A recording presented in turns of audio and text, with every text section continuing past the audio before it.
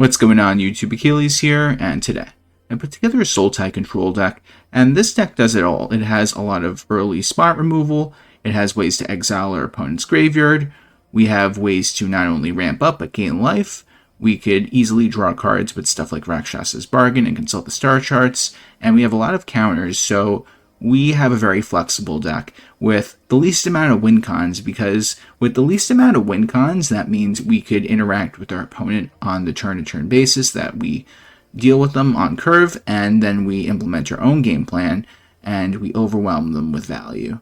So we play reactive, we stop whatever they throw our way, whether if they're playing an aggro deck, control, mid-range, you name it, and then we try to win with our own cards. So let's get right into this list. We got 1 Spell Pierce, 4 3 Steps Ahead, 4 Tragic Trajectory, 3 Consult the Star Charts, 4 Strategic Betrayal, 1 the Terminus of Return, 4 Ancient Cornucopia, 2 Maelstrom Pulse, 1 Fangkeeper's Familiar, 1 Azula Cunning Usurper, 1 the Rise of Sozin, 3 Singularity Rupture, 4 Rakshas's Bargain, and for the lands we got 2 Islands, 1 Swamp, 1 Forest, 4 Restless Reef, 4 Watery Grave, 2 Restless Cottage, 4 Breeding Pool, 4 Opulent Palace, 3 Demolition Field, and 2 copies of Fountainport. Don't forget to like the video and subscribe. I'm on the road to 2,000 subscribers, so every bit will help. If you're new here, just know I have new videos coming out every day, and if you want to become a member, you can get early access to videos. And a big shout out to our level 2 member Kyreel. I appreciate the support. Let's get right into these games. Okay, we get to go first. The only problem is we don't have that many lands, but if they're playing an aggro deck, we could answer all the early creatures. Okay, now we have all 3 colors at our disposal, so we can't go wrong with that. Now, if we could find a 4th land, then we could potentially use the Rakshas's Bargain. Oh, there's a 4th land. But first things first, let's... do we do this now, actually? You know what? Just in case if they have another creature, which they have like ward 3 or 4 on it, I think it might be better to just use the Tragic Trajectory now and then just pay the ward 2. Because let's say they have that, like, let's say Sheltered by Ghosts on it for whatever reason, then it would just be easier to deal with. Okay, so we're going to go for the Watery Grave, and what this does for us is it gives us access to not only 3 steps ahead, but Rakshas's Bargain. That's fine. Interesting. Yeah, that's fine as well. Even if they had Shard Mage's Rescue, we could still use the Betrayal and go around all that. So, can't go wrong with that. So we're going to use the Rakshas's Bargain. We're going to get 2 cards to our hands. Go for the Reef. And you know what?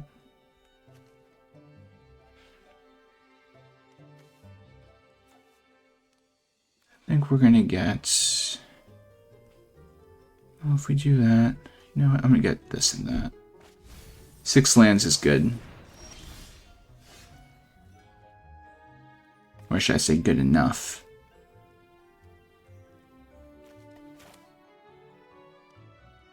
Let's use the Betrayal. Works right around their Shard Mage's Rescue that I bet they have held up right now. It's not going to do them much good because of how Strategic Betrayal is worded. It does not target, which is very relevant against a deck like this that they're playing. And now they're like, oh man, do I use Shard Mage's Rescue or not? But I mean, why would they? It would just be a waste. Alright, so we get rid of it. We will pay 2 life to keep Breeding Pool out untapped. And we have 3 steps ahead to use. And let's say they don't even do anything, I might just use this to draw 2 and then discard a card. But all depends on what our opponent does. Either way, we can't go for the Rupture on turn 6 because this Restless Reef comes in tap, so gotta figure out another move.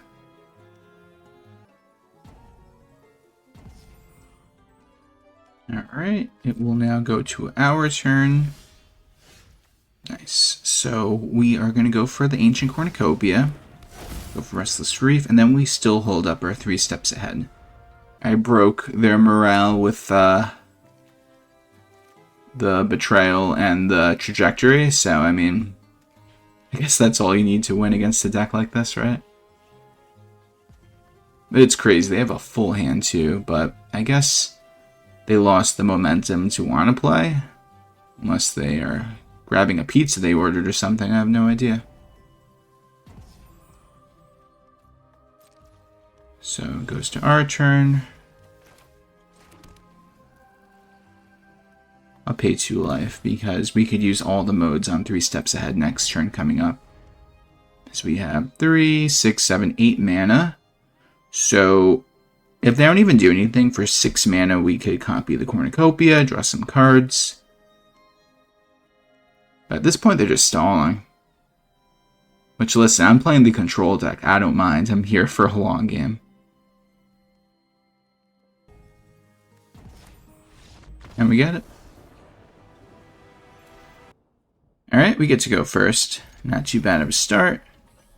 Go for the Restless Reef tap, since we have nothing to do turn 1. Plus, of course, you can only play this tap, so we might as well just get that out of the way.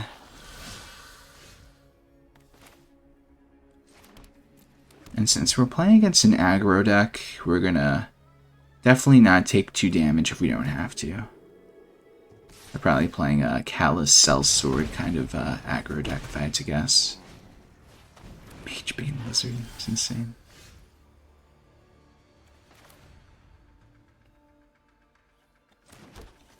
I'm gonna go for the Cornucopia. If they happen to throw a non-creature spell our way, we could Spell Pierce it.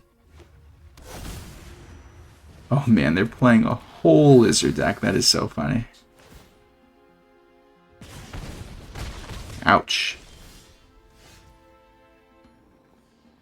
Alright, so what this means is I'm going to have to get rid of this Flame Caller. We go to 10. Oh, but we take more. I'm sorry, we go to 9. That is so crazy. We'll gain some life. We'll play this tapped. And then next turn we could go for the Rupture. We just have to survive everything our opponent throws at us. If they have a Fabled Passage, that'll be crazy. Oh man. But it's just as bad. We're going to be taking damage with that. Alright, so we go to 5 right now. And then we're going to go to 4 because of the Lizard. But the good news is we're going to start gaining life because of Cornucopia, plus we clear their board. So we're going to go to 6, and now we just have to withstand whatever they throw our way.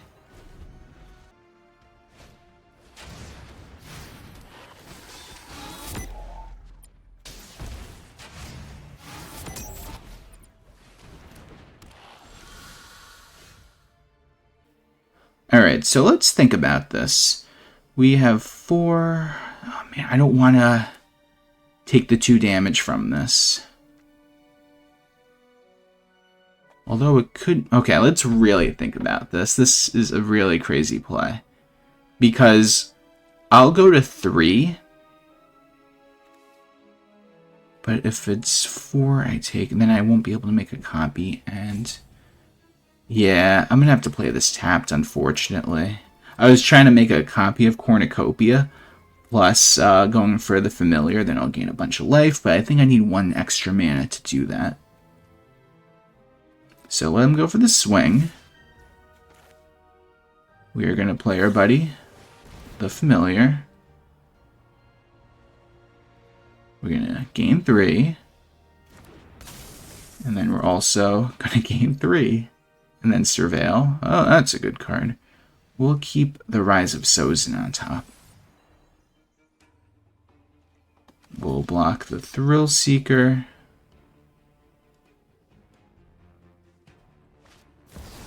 Whoa, that's crazy. Let's get rid of that.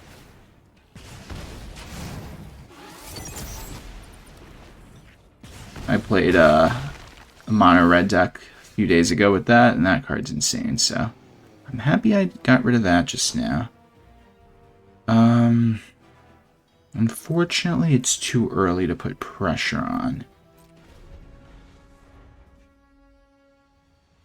We're just gonna have to grind past everything they throw our way.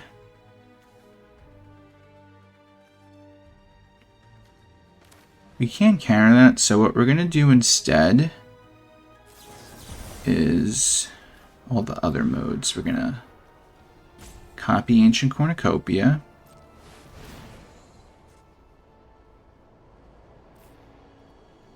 Cavern of Souls is definitely good for them in this matchup.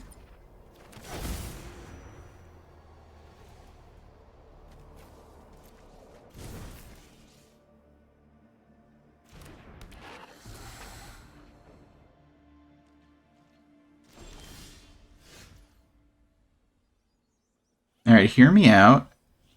I feel like if I went for the Rise of Sozin, it would be really good because I'm going to get a lot of value with it regardless, so I think that's the move, honestly.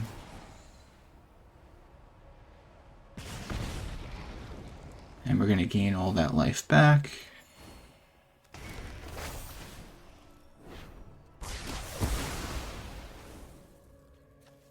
And what card are we going to call with the second ability? That's the real question.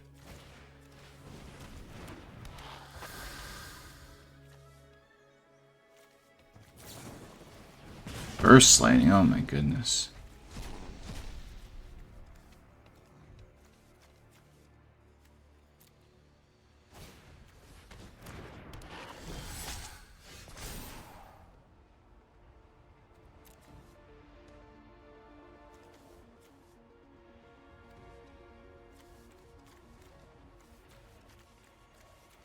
Honestly, I'm just going to get rid of their Burst Lightnings. They probably have more in there.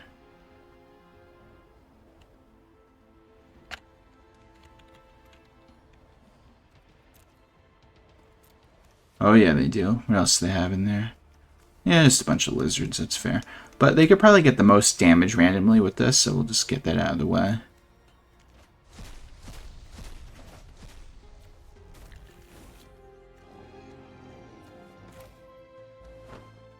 So honestly, we're just going to clear their whole board. I think that's the best we could do right now.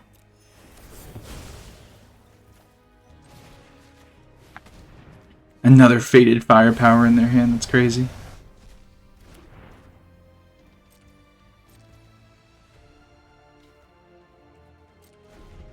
You could argue I should have swung with the Restless Reef, but I want to find some cards with Fountainport. Because they could just throw creatures at us and we got to deal with them, so let's make a treasure. That's a way to deal with that. Before we decide to do that, though, which I don't even know if I am, because actually they could just do one, not one, they could do one extra damage.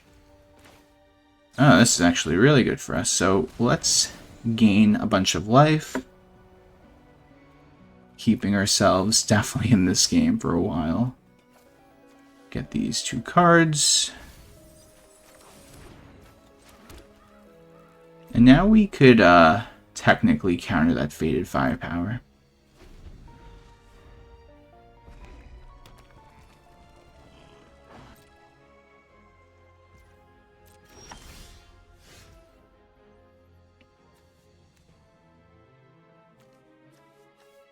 Alright, so this is the move, guys.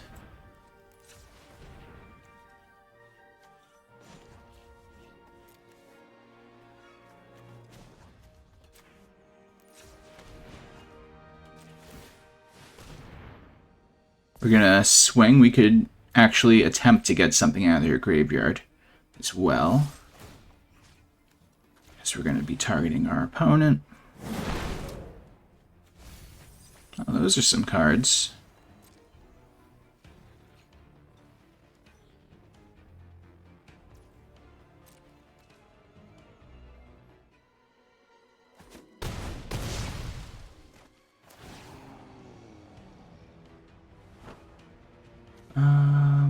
So 4 we're going to have to call. Or pay, should I say. Which we definitely have all that extra mana. So let's get both of these guys out to our board. And what's good now is we still have the 3 steps ahead held up to deal with the Fated Firepower, which we're about to counter right now.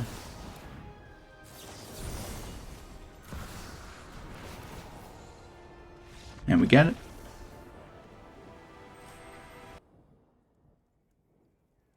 Opponent is going first. We do have a decent start, but the only issue is we don't have access to our swamps. Which is definitely going to be troublesome.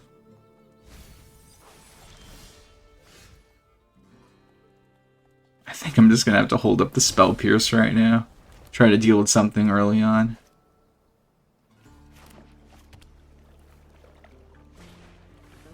That I don't care about. So if I don't end up using the Spell Pierce right now, the Consult the Star Charts is going to be the move. Yeah, looks like it. Let's find that swamp, guys. Where are you? Are they going to counter it? I mean, they possibly can. We're going to find out. Oh, there's the swamp.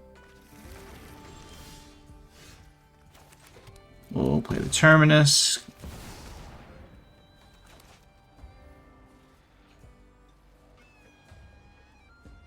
We just want the extra mana so we could do more things early on. Plus, we're still holding up Spell Pierce, which is going to be relevant whether they're playing artifacts or Azuria's Control. Oh, it's definitely artifacts. They could Spell Pierce the Spell Pierce, but it looks like they don't have it.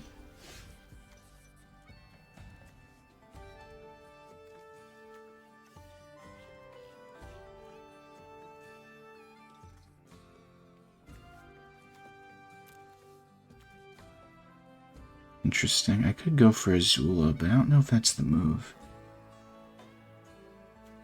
I think just flashing in the Fangkeeper's Familiar just seems like a better play.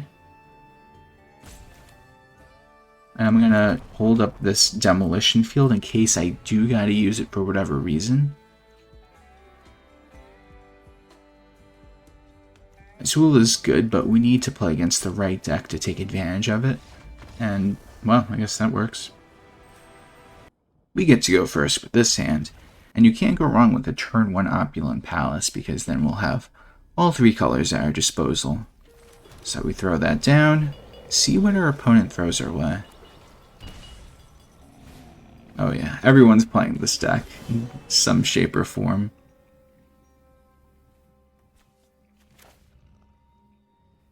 Honestly, we just, either Spell Pierce something, which I highly doubt we will. Yeah, because they're going to go for the Cub. So we're going to go for a Consult. We're going to try to find some... Well, that works. We just have to get to the Rise of Sozin as quickly as possible so we can deal with this crazy board state. They kept the 1 land hand. I love it. Okay, so hear me out. I normally would go for this Ancient Cornucopia, but this Maelstrom Pulse is so good right now. Because what this does is it makes them only have 2 mana to work with, where if we went for Ancient Cornucopia, then they would have been able to use the Badgermole's Cub, well, its ability while it's on the board, which would let them produce an extra green source for each one of their creatures. So we just take that away from them while we slowly but surely set up for the Rise of Sozin, which will close the game. So if we don't lose this next turn coming up, which I don't think we will, this Rise of Sozin will definitely put us in a great spot.